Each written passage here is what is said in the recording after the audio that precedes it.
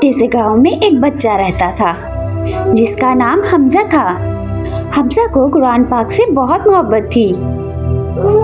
حمزہ school سے گھر آتے ہی وضو کرتا، اپنا چھوٹا سا مصلی بچھاتا اور میٹھی سی آواز میں قرآن کی تلاوت کرتا۔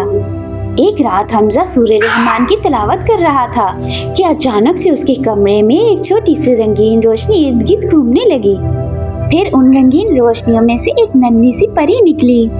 اس کے پروں پر چھوٹے چھوٹے ستارے چمک رہے تھے، سر پر چھوٹی سی چاندنی کی ٹوپی تھی اور ہاتھ میں موتیوں کا چھوٹا سا قرآن تھا۔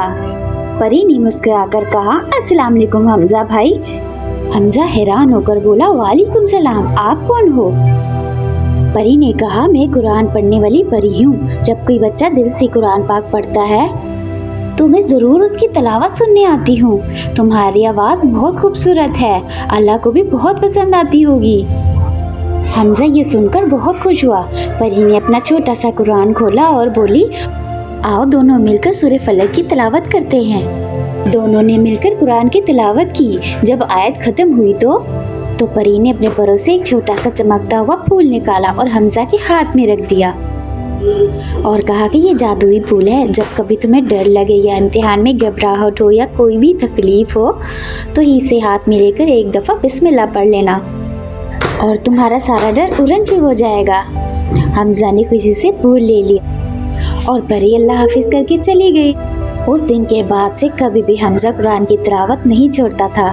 کلاس میں، گھر میں، رات کو سوتے وقت بھی کسی بھی مشکل میں اللہ کا نام لیا کرتا، تلاوت کیا کرتا تو مشکل حل ہو جاتی تھی۔ سب بچے حمزہ سے پوچھتے، حمزہ تم ڈرتے کیوں نہیں؟ حمزہ نے کہا، میں کیوں ڈروں گا، میرے پاس قرآن پڑھنے والی پری کا تحفہ جو ہے۔ اور پھر سب بچوں نے دعا کی کہ اللہ ہم سب بچوں کو قرآن سے سچی دوستی کرنے والا بنائے۔ تو آپ بھی کمنٹ سیکشن میں آمین کہیں، اور اگر آپ کو کہانی اچھی لگی ہو تو چینل کو سبسکرائب کریں اور ویڈیو کو لائک کرنا بالکل بھی مت بھولیں۔ شکریہ۔